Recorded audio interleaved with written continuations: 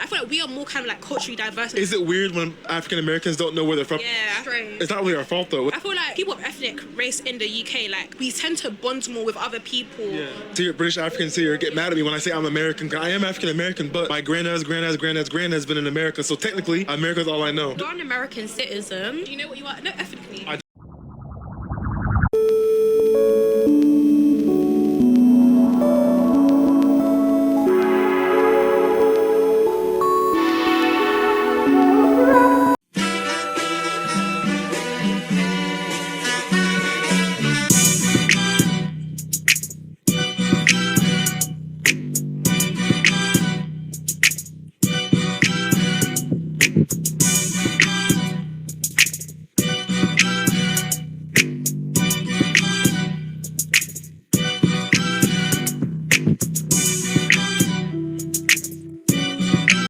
African Americans in this country are the only groups. They have no culture. I say the same thing about my own countries in the continent. We have no culture.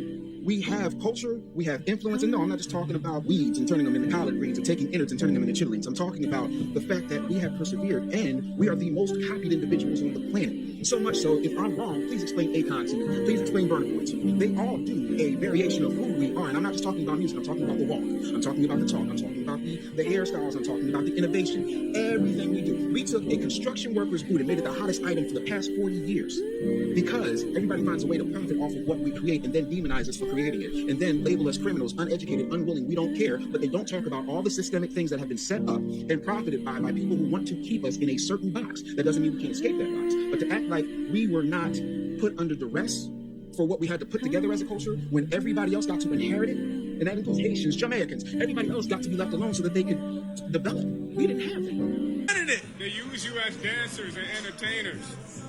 But they paying us $100 million plus. Yeah, but then they own the money. So do Africans, how y'all see African Americans? Huh? How do Africans see African Americans? We see y'all honestly as, if you want the truth, we see y'all as our heroes that have given up on themselves. I love how you guys are all liars. You know what I love about being African and not looking or sounding African is that I have experienced racism from Africans not knowing that I'm African. I've traveled Africa. I've traveled. See, I'm well cultured. I'm well traveled, right? And everybody assumes that I'm Black American. And most times I don't try to correct them because I want to see how they perceive me. I want to see how they treat me. They treat me differently until they figure out that I'm African. Until I put my foot down and be like, my guy, now me African bad girl, I be Nigeria baby, relax. I have experienced racism from immigrants in Africa because they thought I was a kata. So again, you guys can lie because it makes you feel good because you know now the truth is coming out. But like I said, a lot of you immigrants, not just Africans, you come here and think you're better than Black Americans because what the oppressors have told you. It's London. What makes it different from the US, yeah? Like, we kind of like claim our roots a lot more. I feel like we are more kind of like culturally diverse. Is it weird when African Americans don't know where they're from? Yeah, strange. It's not really our fault though. I feel like people of ethnic race in the UK, like, we tend to bond more with other people. Yeah. So your British Africans here get mad at me when I say I'm American. I am African American, but my granddad's granddad's been in America, so technically America's all I know. You're an American citizen. Do you know what you are? No, ethnically. I don't know. I would find that strange. I feel like I wouldn't really have a personality. What? No, that's a hot take. You wouldn't have a personality because you don't know where you're from. I take pride in where I'm from. If we just didn't know where we was from and was just walking around saying we're British, like, we don't feel like we have a culture. I tend to bond more over food as well. Just call yourself American, mac and cheese and greens. That's just so like... Soul food is part of Black American culture because it stems back from the slavery days.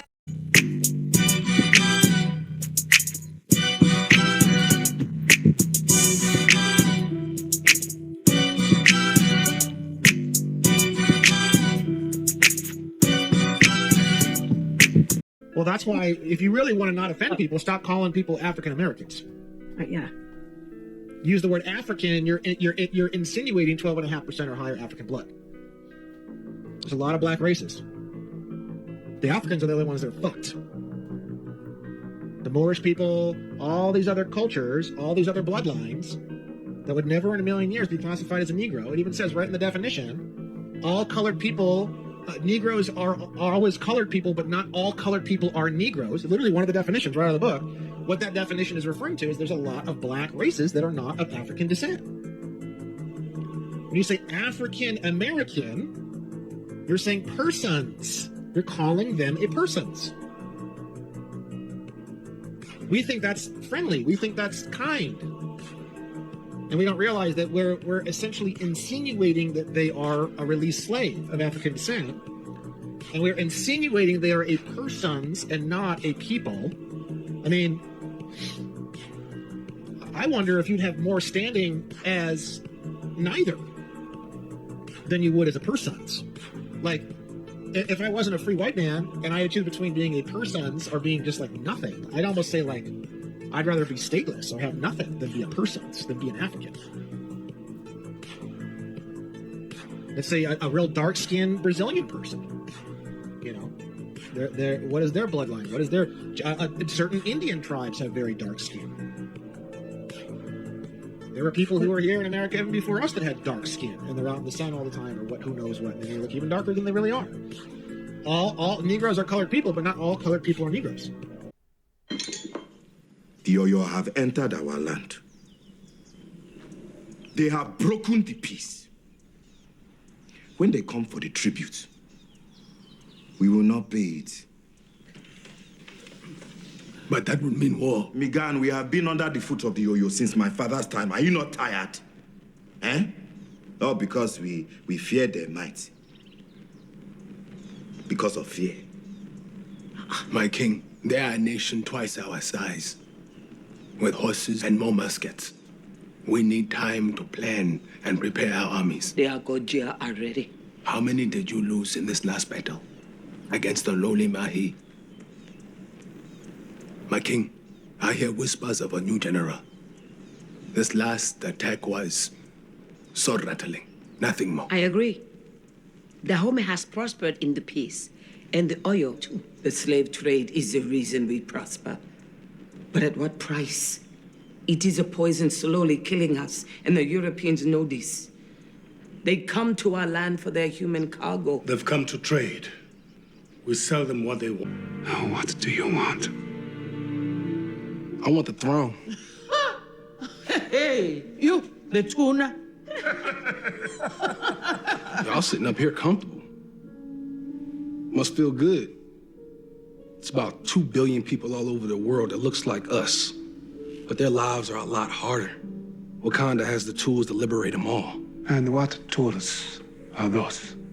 Vibranium. Your weapons. Our weapons will not be used to wage war on the world. It is not our way to be judge, jury, and executioner for people who are not our own. Not wrong. In the 1840s, Morton collaborated with George R. Glyden, an Egyptologist, who provided him with mummy heads and information about the racial significance of Egyptian tomb inscriptions.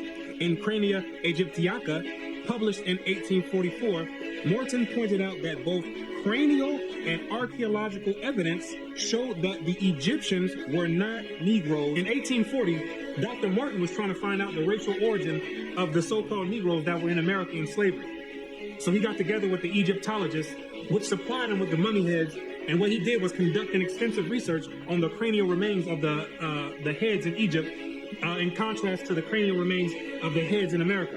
And what he found out is that the Negroes that were in slavery were not Africans. He found out that the skulls were 2 totally different types of skulls. There's only 4 families, according to the Bible, that make up the native population of Africa, or the land of Ham. And the biblical scholars know that you don't descend from any one of those 4 families.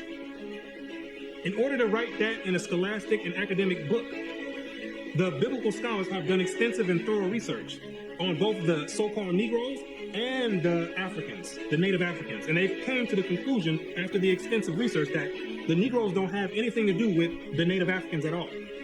They're 2 totally separate people. The Negro's head was longer than the Egyptian head.